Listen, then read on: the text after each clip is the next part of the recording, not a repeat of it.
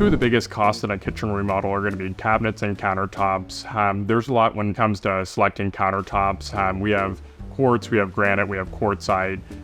Some of the different kind of variations in color and stuff, will help kind of get your needs and your wants and kind of help show you that. And we have anywhere from like a group 1 granite all the way up to a group 6 quartzite.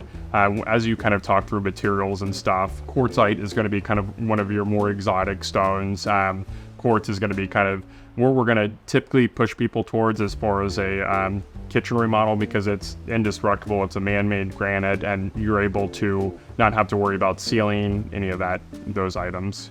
So typically, 10 years ago, there was a big push towards granite countertops.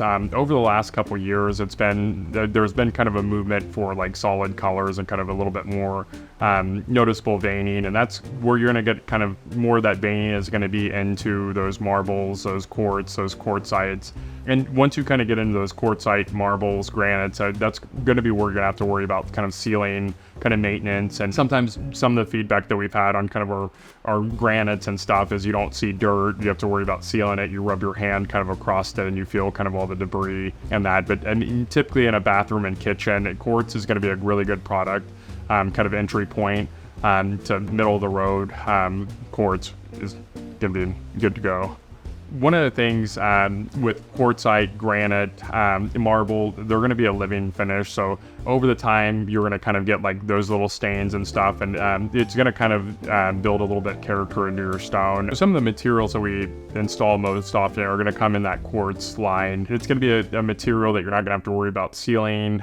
Sometimes once it goes to granite, quartzite, marble, you're going to have kind of the maintenance. You also get kind of the seam placement on some of those. Quartz is a manufactured stone, so sometimes the seam placement and stuff you can kind of hide a little bit better than what you could with a marble, granite, or an exotic quartzite.